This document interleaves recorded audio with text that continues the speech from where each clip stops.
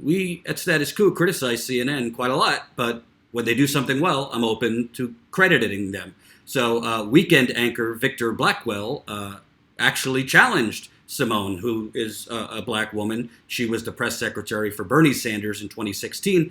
Now she is a senior advisor to former Vice President Biden.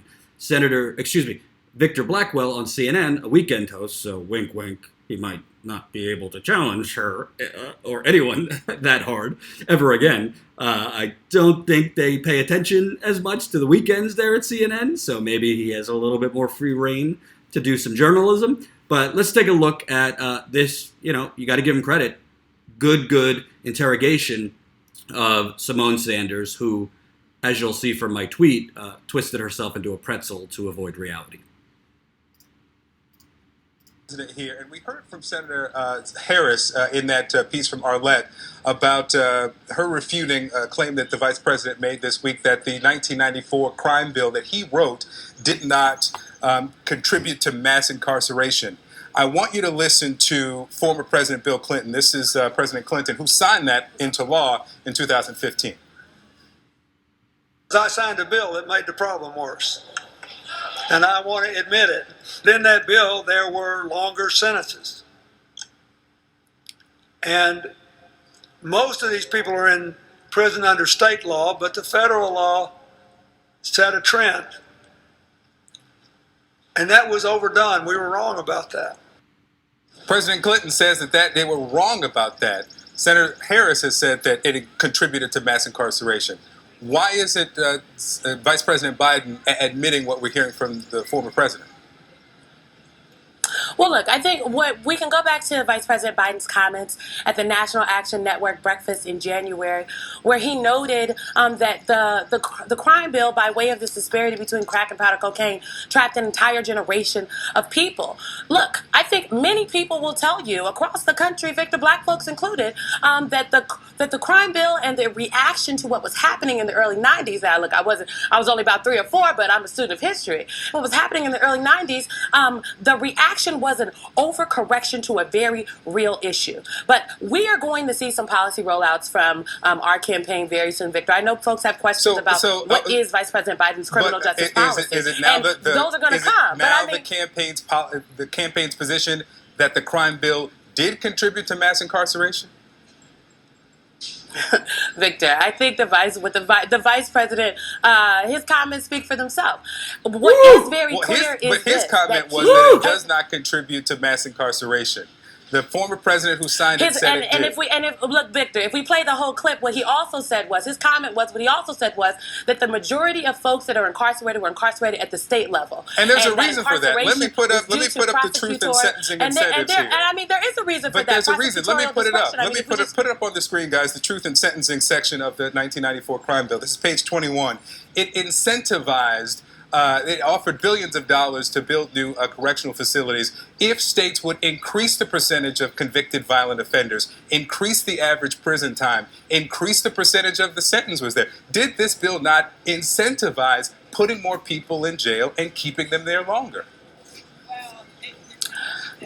Victor, I am not going to sit here and tell you the crime bill was perfect. There was some really great preventative things that it did. It took on the NRA, and then there was an overcorrection. What you're describing was an overcorrection. There was a reach. Some folks went too far. The bill wasn't perfect. Republicans fought to put a lot of things in that bill. Democrats fought to get a lot of things out of the bill. But at the end of the day, Victor, at the end of the day, no one is suggesting that what has happened, what has ravaged communities over the last 27 years does not need to be fixed. Oh, boy. Oh, boy. Well, first of all, and again, I'm open to giving credit where credit is due. That anchor did exactly what he should have done, which was pushing back based on facts. Listen, I'm going to give you a little behind the scenes here. I don't know if Symone Sanders, who, again, in that clip, she is Joe Biden's campaign senior advisor.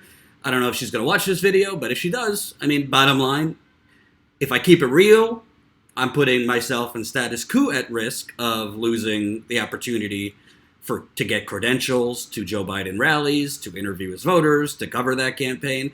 Obviously, I would do it in a way that challenges Joe Biden in his campaign, because I think there's a lot to challenge him on. So you kind of have to balance between keeping it real, which I'm about to, and the more real I keep it, the greater chance we're going to lose access. But Status Coup is not about access. We're about keeping it real, and we don't think you're watching us so we could get inside Joe Biden's rallies. We have to be honest. So a few things. Number one, I briefly spoke with Symone Sanders a few times in 2016. Had pleasant interactions with her. I don't know her personally, so it's not anything personal. But it says a lot that you were the press secretary for Bernie Sanders, who, by the way, in fairness, Bernie Sanders voted for the 1994 crime bill. So Bernie Sanders, that was a bad vote by Bernie Sanders. While it was being debated, actually there's video of him actually signaling and warning about the bad parts of the bill, which he talked about, the mass incarceration that would happen as a result of the bill. But he ended up voting for it because it had good things in there, including the Violence Against Women Act and things like that. So in a lot of bills, they front load the bad stuff, but they slip in some things that a progressive like Bernie really wants, so that Bernie would vote for it. I'm not defending Bernie on it. It was a bad vote, and we have to hold Bernie accountable for that too. But at least he was, at the time, wise enough to be like, there's going to be terrible unintended consequences or intended consequences of this. And I believe since then he has openly said I don't know if he regrets the vote, but that he regrets the mass incarceration part of it. So Bernie acknowledges this bill led to mass incarceration. So you have to look at someone like Symone Sanders. Again, I don't know her. I don't know her personally. I don't have a problem with her. But the fact that you're a press secretary for Bernie Sanders and then you flip to campaign advisor for Joe Biden tells me, do you have a true progressive ideology? Because, it's one thing to go from Bernie to like Elizabeth Warren or Tulsi Gabbard or somebody with similar policy proposals. You're going from an actual consistent progressive to basically a moderate to right-wing Democrat. That's who Joe Biden is. So knowing that about her and kind of her principles and what she's willing to do, which is basically go with the political wind for her benefit, which I'm being honest, that's what it seems. It doesn't show someone that has a clear political ideology. And why I think that's important is that's why in that interview she was twisting herself into a pretzel. Because really all Joe Biden would have to do is say, yes, I regret that bill. It was a different time in America and I was wrong and I apologize. And here are the policy reforms that we are going to push forward to relieve some of those long sentences, maybe free a lot of those victims of the crime bill that are now in prison when they should have been let out long ago. Maybe, go after for-profit prisons and those kinds of things. It would be less of a story if Joe Biden did that. There would still be people in the progressive community saying, well, you're a day late and a dollar short. You're doing this, you're saying this now because you want to be president. But at least he would be able to say, I acknowledge I was wrong. People that are voting want to see a president that isn't so in love with himself or herself. And basically, a dangerous person, man or woman, is someone that will not acknowledge fault. And we already have that as current president. So anyway, I tweeted, which I don't think was that unreasonable. And I don't think I was saying Symone Sanders is evil. I tweeted, that was a disaster to watch. Symone Sanders is doing her best Sarah Huckabee Sanders, twisting herself into a pretzel to deny the obvious. Joe Biden will struggle with young African-American voters and some other folks once his record is fully out there in debates. And why I said that is because Bernie Sanders won millennial black voters, beating Hillary Clinton among young black men and women. And I think even some older voters, not the entire older African-American voting population, but some once they know, I mean, Joe Biden has a much worse record than Hillary Clinton did because Joe Biden drafted the bill. Hillary Clinton was not a senator at that time. She was the first lady. Joe Biden is the face of the crime bill. So you will see some African-American voters, even older, have kind of second and third thoughts about voting for Joe Biden. I say this as a white man. I'm not speaking for black people. I'm not white-splaining. I'm not trying to tell black people what's good for them. I personally, separate from a journalist, support Bernie Sanders, but I don't, as I've always said, that doesn't impact my reporting. If I found out tomorrow Bernie Sanders is, running a money laundering scheme, or Bernie Sanders has done something bad, or Bernie Sanders is a fraud, I'm the first one that's going to report that. But the facts are the facts. So I didn't see it that day, but apparently Symone Sanders didn't like me calling her out. So she said, "Watch your words and comparisons, Jordan," with those cute emojis. So, listen, I think that, to me, I'm not going to play it bigger than it is. To me, it subtly kind of came off like a bit of a threat. I don't mean physically, but, hey, Jordan, I'm one of Joe Biden's top senior advisors. So, keep talking smack on me and, watch yourself. Because you got to remember, we're not just talking about, if we piss the campaign off, this is, Jordan, you're not going to get approved to cover his rallies or cover his events or interview his voters. That's one thing which I am at risk for doing this, but so be it. We keep it real here at Status Coup and report the facts. But you're talking about the preferred candidate of the moneyed oligarchy. Big banks, fossil fuel companies, big pharma, real estate developers, private prison industry, Silicon Valley, you name it, they love them some Joe Biden. So when you challenge that, especially as a small independent outlet, you are kind of putting a target on our backs. But again, we're not in this for access, and we're not going to shy away from keeping it real. I don't think, you could tell me in the comments, I don't think I was attacking her. And I also, I made it clear in a follow-up, I wasn't trying to compare her with a blanket comparison to Sarah Huckabee Sanders. I was talking about in this particular clip, in this particular interview, she was, doing her best Sarah Huckabee Sanders impersonation. To be clear, there is no comparison between Symone Sanders and Sarah Huckabee Sanders. Some of you might not like that, but I want to be clear. I've spoken with Symone in 2016. She's a nice person. I don't know her personally. I don't know anything about her. She was nice to me, helpful when she could be. Sanders' campaign was understaffed, so, but my interactions with her was fine. Sarah Huckabee Sanders is defending a man putting children in cages. Sarah Huckabee Sanders is defending a man who has called for a Muslim ban. Sarah Huckabee Sanders is defending a man who has called Mexicans rapists and drug lords. Sarah Huckabee Sanders is defending a man who said, I grab women by their genitals. So there is no comparison, to be clear. But in that clip, she was doing her best impersonation of Sarah Huckabee Sanders, which is when you don't have reality on your side. The reality is clear. The crime bill did usher in the era of mass incarceration. Don't take it from me. Take it from Bobby Rush. Here you go.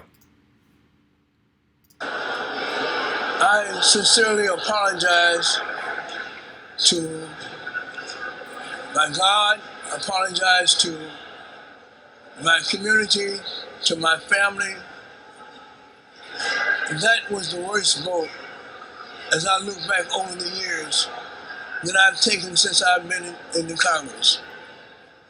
It was a vote that really was accompanied with a lot of hope that we will finally be able to deal with not only the issue of crime in our community, devastating crime, but that we will also be able to do those things and have those programs and policies to deal with the other kinds of issues, the other problems in our community. And what happened with the crime bill and its implementation was that there was too much of a focus, too many resources on locking them up, but no resources on love and compassion. And as a result, we have devastated our communities, devastated our families, devastated our futures. And you can compare what happened with the crime bill and with the reaction. Well, let me just say this. Crack cocaine and the crime bill were the two worst issues, problems, catastrophes that the black community has suffered through in the last 50 years. We absolutely apologize for voting for that bill. I repudiate not the spirit. So that was Congressman Bobby Rush in 2016.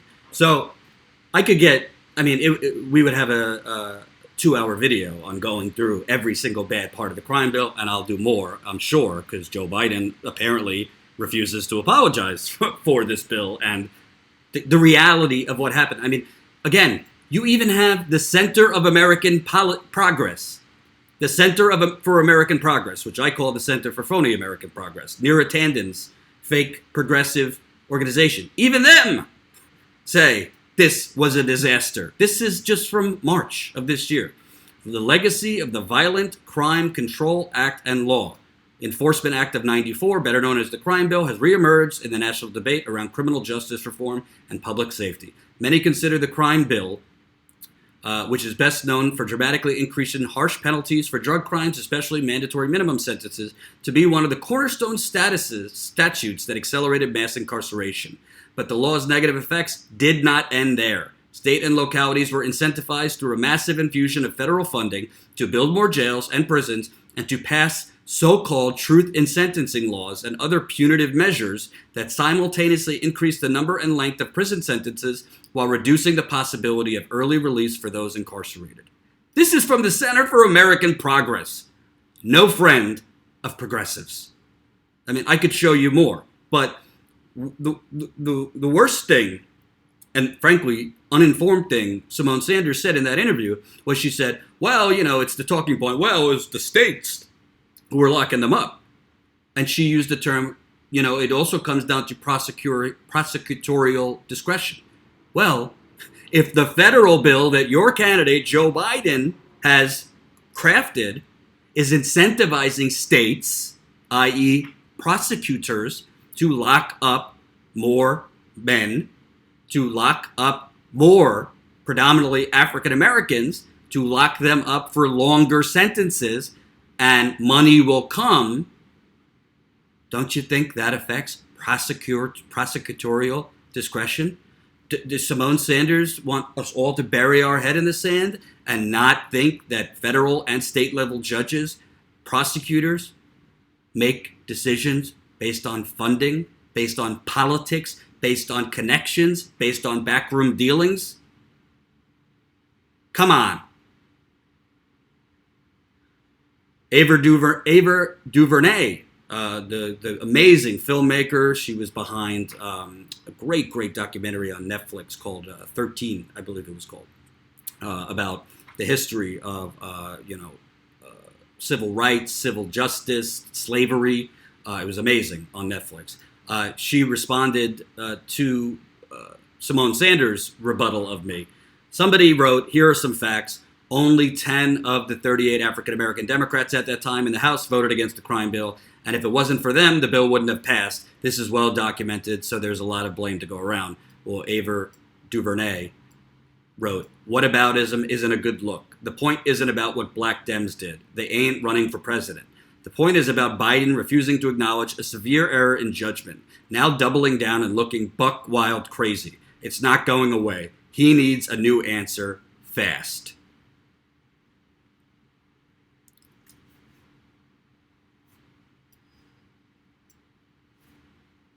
Then you have Sean King, didn't mention Symone Sanders, but it was clear who he was talking about. I'm genuinely embarrassed that Joe Biden has black surrogates and spokespeople out here defending the 1994 mass incarceration bill that he refuses to repudiate. It's truly humiliating. Obviously, he didn't mention her by name, but that's who he was talking about. And she did not like that. What's humiliating is the cape you blindly put on for the senator for Vermont every day. He voted for the bill. Symone was referencing Bernie Sanders. No one defended the crime bill. Yes, Joe Biden has been defending the crime bill, so you're not talking. She's just ignoring. It's like Kellyanne Conway's alternative facts. Joe Biden is on video this weekend. Joe Biden is on video in 2016 defending the crime bill. Symone Sanders, you have my number. Lest you continue to be petty on the internet, don't personally attack me, Sean. I hope now we are clear.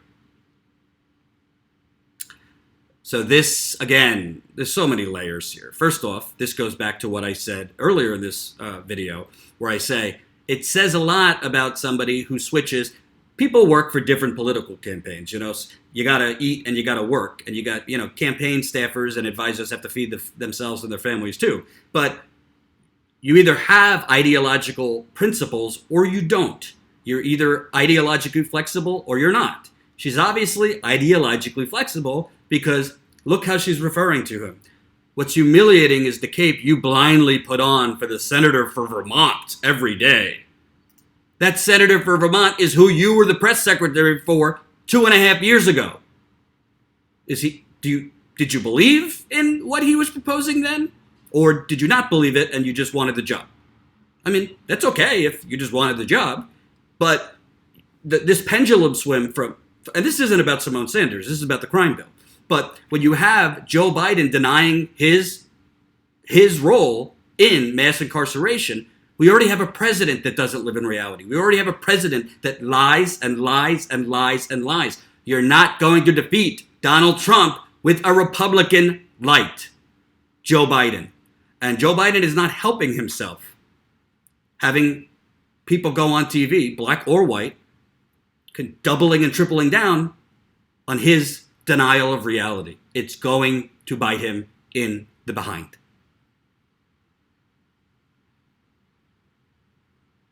But I got to tell you, between Symone Sanders' tweet at me, with the, watch yourself with the eyes, and then her tweet at Sean, I hope now we are clear. Again, I don't want to play this up here, but it is. Does kind of come off like a subtle threat. Not a physical nature, but like, watch yourself. Don't challenge me. See what happens. Well, Symone Sanders, as I said on Twitter yesterday, let's do this the old-fashioned way, journalistically. I would love to interview you. I'd be fair. Like I said, it's nothing personal, and I'd love to interview you and Joe Biden. I think it would be great for the American public and the world, frankly. Thanks for watching. We'll have more on this later.